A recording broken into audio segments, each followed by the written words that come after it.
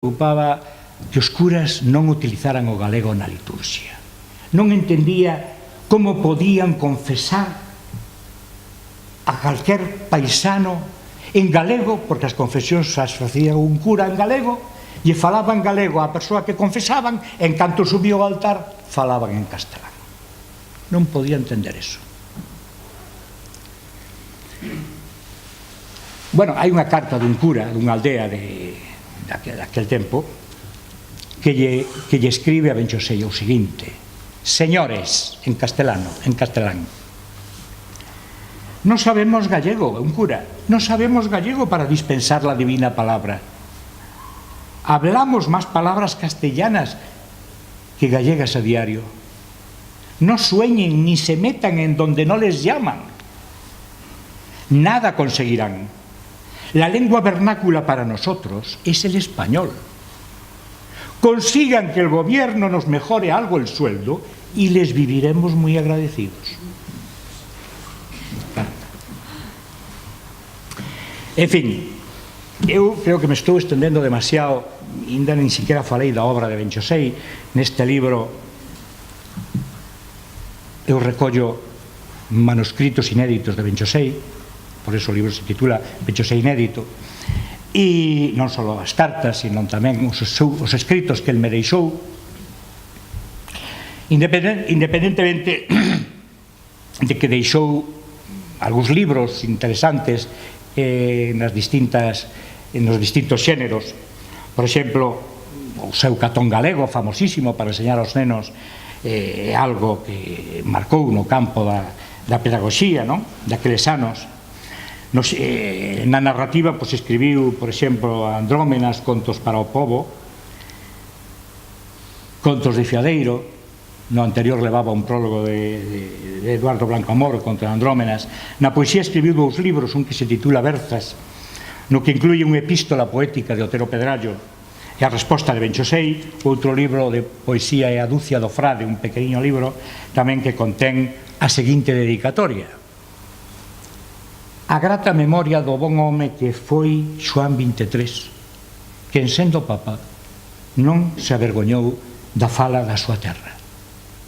Ademais de outros libros como Geografía Popular Toledana de Benchosei, que foi prologado por Camilo José Cela, a obra máis relevante de Benchosei, tal vez, a que deixará unha pegada no tempo, é Santa Marta de Moreiras, monografía dunha parroquia ourensán. Un libro editado no 68 por Castrelos, con prólogo de Florentino López Cuevillas e deseños de Vicente Risco, Xoaquín Lorenzo e o propio autor. Un libro que estuda as características, como sabedes, arqueolóxicas, étnicas, lingüísticas das terras de Moreiras, e que inclui tamén o léxico do barallete, que foi a fala dos paragüeiros e dos afiadores. A pesar do tempo transcorrido, Santa Marta de Moreiras segue a despertar moitísimo interés para aqueles aficionados ao folclore e, sobre todo, como libro de cabeceira para os antropólogos e amantes do desenvolvemento da cultura popular. Entre os textos inéditos que eu recollo de Benchosei neste libro, entre os textos inéditos hai un quizáis o máis longo, Cartas Mallorquinas, se titula. Cartas Mallorquinas, que é o resultado dunha viaxe que fixo durante 10 días a Mallorca,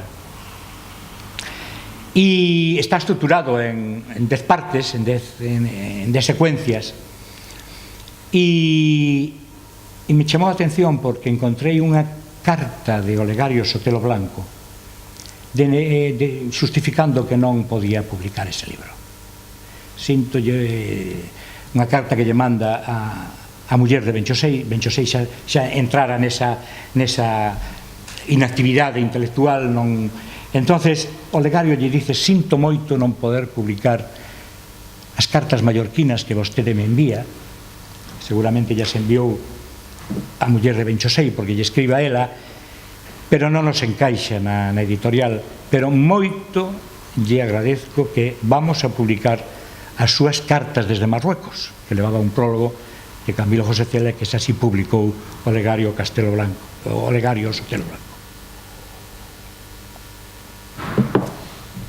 cartas de Marruecos espléndidas, ademais unhas cartas magníficas que levan un prólogo tamén non menos magnífico de Camilo José Cela.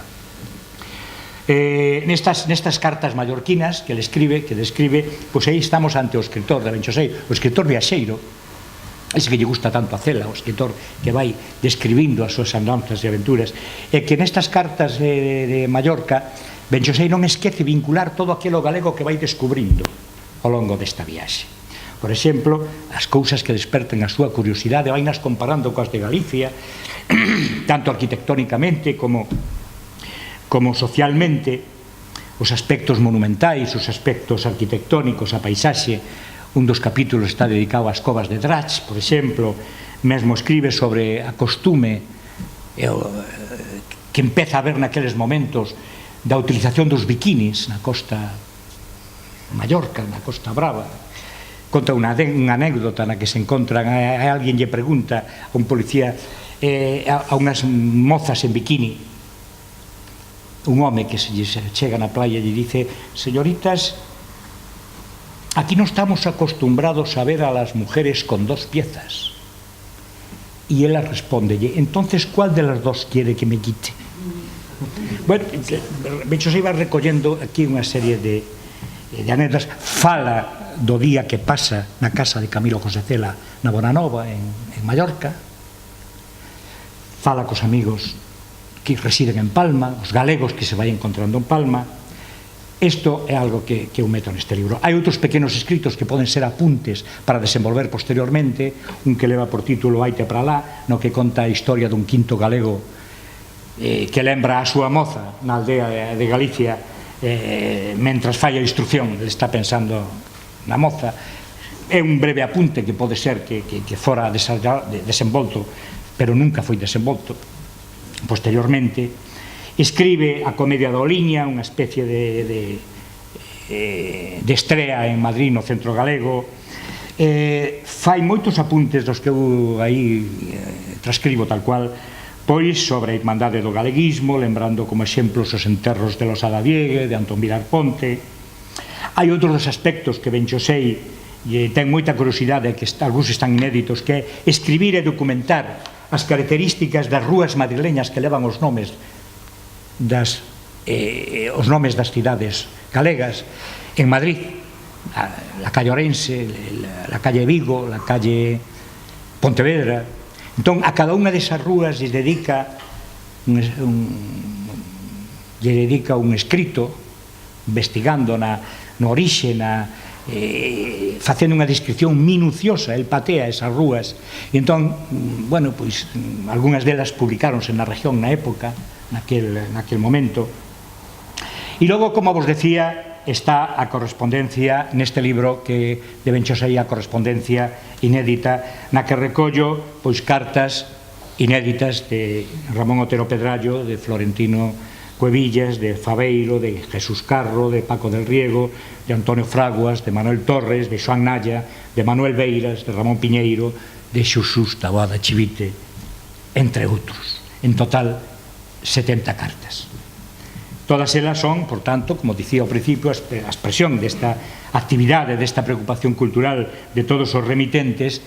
E bueno, pois, se algo podemos ver, desde logo, nesta exposición de cartas de Taboada Chivite, que tedes tan magníficamente aquí expostas, é que tan acertadamente Vicente e Aurora han titulado Cando as cartas eran literatura, porque evidentemente ese sí é un momento na nosa historia en que as cartas eran literatura, cousa que lamentablemente xa non podemos dicir hoxe. Por aí algúns exemplos de que as cartas eran precisamente literatura, con unhas pequenas frases das cartas de Benchosei que eu recollo no libro, non as que tedes aquí, que eran literatura. Por exemplo, Don Ramón, todas elas entresacadas de 8 ou 10 cartas, frases puntuais desas cartas. Don Ramón Otero Pedrallo: entramos no setembro cun pouco frío demais, as uvas están tristes, provirá o sol dos remedios. Trasalba, 1948. Hoxe tivemos un azul Un día azul e luminoso, Trasalba 1952. Por aí que un inverno enxoito e luminoso e derradeiramente unha primavera temperá. Hoxe chove un pouco e sopra o sul. Santiago 1952. Fai un belido lugar no souto e brila o pombeiro. Trasalba 1952. Temos un inverno xiado, claro, cristaíño. Trasalba 1953. Aquí chove dun xeito admirable, sinfónico.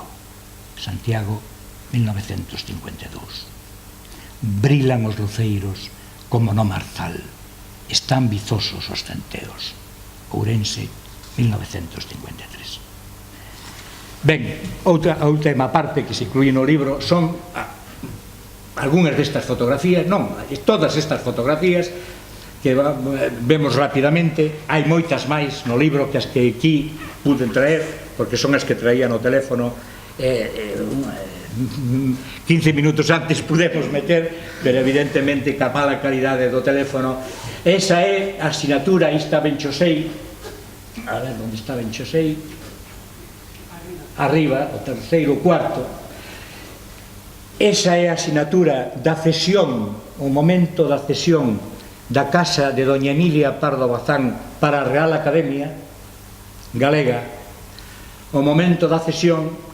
E se está facendo na casa das fillas da condesa, están aí. Si pasas, Vicente, aí está Benchosei, Benchosei con Risco. Risco está preparando espontaneamente un poema,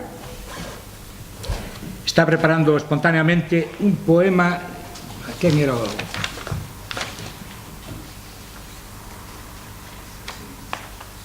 non sei se non sei. É un homenaxe que hai no Hotel Santa Lucía de Viana do Castelo. No Hotel Santa Lucía de Viana do Castelo. É un homenaxe a Piris de Lima, que era tamén outro dos grandes investigadores portugueses. E nesa homenaxe do Castelo de Santa Lucía, Risco estaba preparando aí un poema paralelo, Benchosei estaba escribindo, aí está Xocas, e aí está, ao lado de Xocas, Xesús Taboada Chivite.